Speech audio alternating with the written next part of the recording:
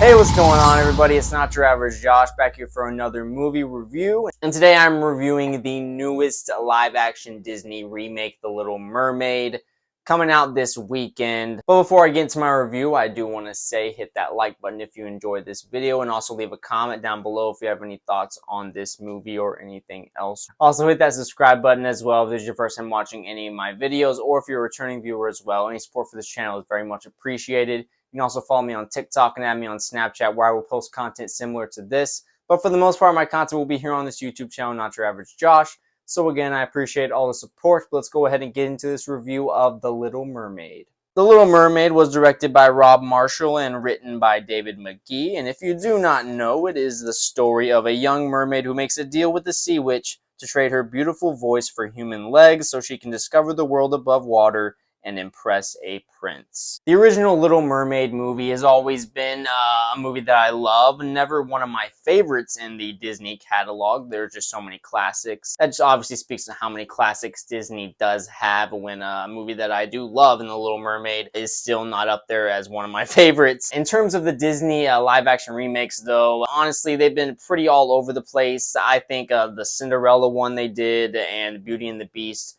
for me, were the better ones. Dumbo and Pinocchio seen as the worst ones there. Aladdin I did see, directed by Guy Ritchie a few years ago. Didn't quite like that one as much as some others did. It's just so hard with these Disney movies for me because they're such classics. Like, I grew up with all these movies.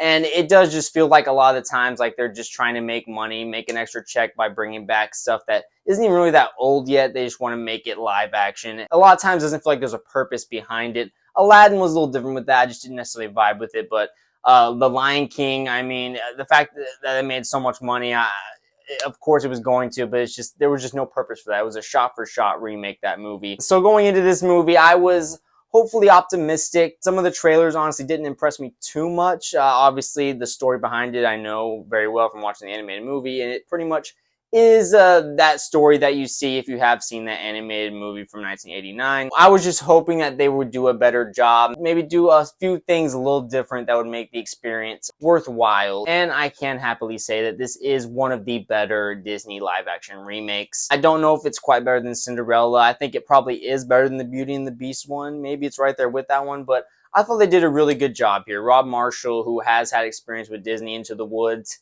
he was in charge of that movie. And you do also have Alan Menken here with the music in this movie, which I thought was really awesome. Obviously, his huge history with Disney composing music. You really did feel an Alan Menken touch here in this movie. And for the most part, most of the musical numbers were really good. There is one that I didn't quite like. Lin-Manuel Miranda did the lyrics for some of these songs, the original songs that are in this movie that are not part of the animated movie. And there's one in particular that Scuttle and Sebastian sing in the later part of this movie that I just felt like it was really one of the only songs in this movie that felt kind of shoehorned in, like very forced. Like, they didn't need to have a song in this moment. And plus, the song was kind of cringy to me. I'm not gonna lie, the lyrics, it was trying to kind of do like a little bit of a rap in a way, and it just came off as kind of forced. On the flip side of that, though, the huge standout song in this movie for me was the Under the Sea that Sebastian sings. I thought the choreography as a whole, of course, is all CGI, but all the fish dancing around while Sebastian is singing, I thought was really good in that song. And that was definitely the one where,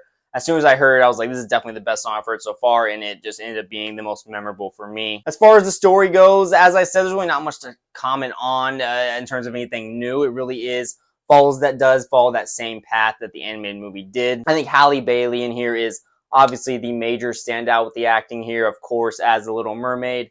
Her voice is just perfect. There's certain times where she sounded just like the actress who voiced Ariel in the original movie. She just really kills it throughout this whole movie. You're definitely by her as Ariel here, and just nothing else to say. She is just absolutely amazing in this. Another standout besides her is definitely Sebastian. Daveed Diggs here is really awesome. Like, he sounds a lot like, very similar to the animated version of Sebastian, but he has his own little twist in a way. And I thought they really got the look down on Sebastian as well here. That was one thing going into this movie. From the trailers, the CGI was a little bit, I don't know, just iffy. I didn't quite know what to expect, but honestly, it really did impress me. I really enjoyed the CGI in this movie. I thought it was going to really be noticeably fake, and honestly, there wasn't really any moments I can remember where I was like, oh yeah, man, this is a really bad CGI moment in this movie. Like, it was all very well done. It felt pretty damn immersive. With the new Avatar movie coming out, of course, in December, any movies taking place underwater definitely raised that bar. With this movie, it's obviously not on that level, but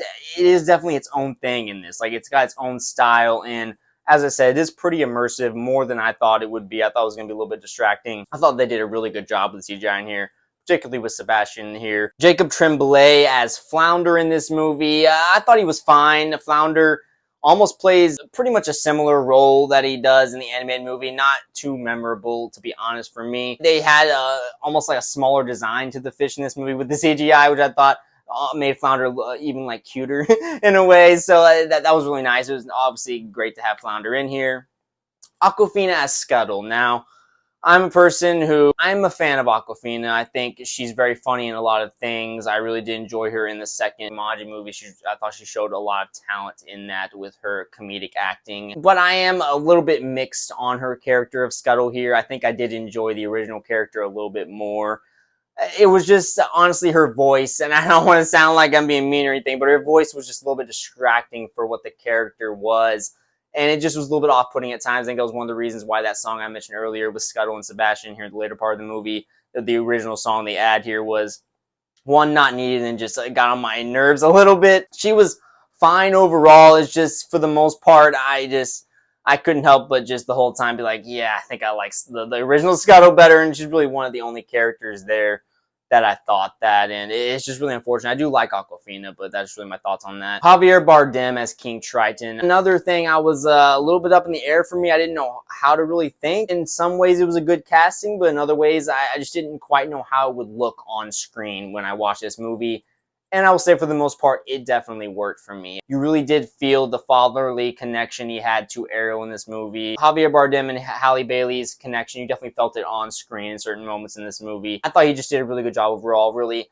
Having that energy of King Triton, the same type of energy he had in the animated movie, was definitely transferred over here in live action very well here, and you could tell Javier Bardem was really putting his all into this character. Now, Melissa McCarthy as Ursula. As soon as I heard that she was cast as this, and then I saw the first trailers, she definitely looked the part very much, and I was very interested to see how the scenes would transfer over, what exactly they pulled directly from the animated movie, and I thought it was just a great job here. Like, Melissa McCarthy, there was moments, a certain line she had in this movie, of course, the Poor Unfortunate Souls whole song that they bring back in this movie. She definitely just sounds like the original Ursula in a few moments in this movie. And her character arc really does play similar to the animated movie. The plot here being Ariel just so transfixed on being a human or being with the humans. Of course, Ursula plays on that, and then it makes that deal that if you watch an animated movie, you know exactly what happens.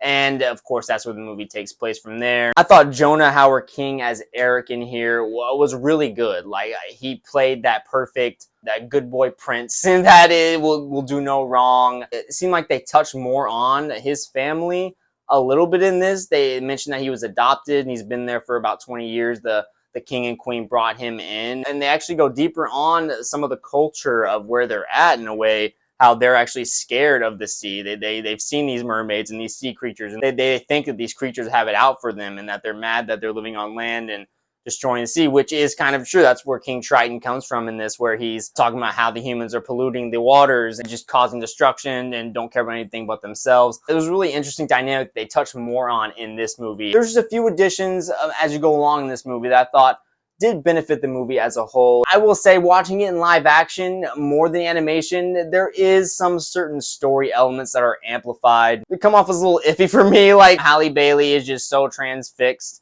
with the humans here, and she just doesn't know who the fuck Eric is at first, but she just happens to just immediately be enamored by him and want to see him, and then he is the exact same way. This girl that sings to him, and yeah, which I get it. You know, if you wake up, you're this horrible shipwreck, and you hear this beautiful voice, I understand, but there's the Disney side of this, especially when you see it in live action more than animation, where you're like, okay, this is a tad bit ridiculous here. Like, these guys are just immediately in love with each other, and Eric is just the perfect fucking guy. Growing up spoiled and shit, even though he was adopted and everything, there's not a bad bone in his body, huh?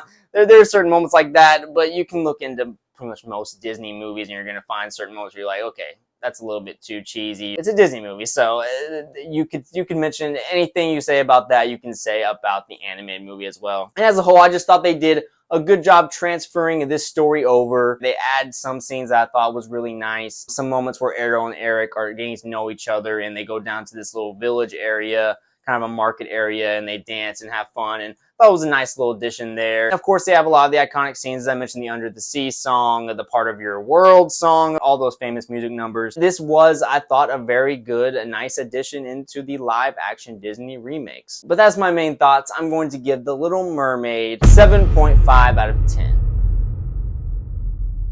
Nothing that's really going to blow you away here, but if you have been disappointed with some of the Disney live-action remakes, I think you might have a good time with this movie, and especially if you like the original Little Mermaid movie, you'll find plenty of enjoyment with this one as well. But what do you guys think? Have you seen this movie yet? Are you planning on seeing it? Do you care about The Little Mermaid as a whole, the original movie, or this one? What is your favorite Disney movie as a whole? Whatever you think. Leave a comment down below, whatever your thoughts are. Also, hit that like button as well if you enjoyed this video.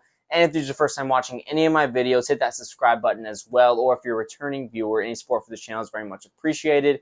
You can also follow me on TikTok and add me on Snapchat, where I'll post content similar to this. But for the most part, my content will be here on this YouTube channel, Not Your Average Josh. So again, I appreciate all the support. Be looking for more videos very soon. I will talk to you guys later.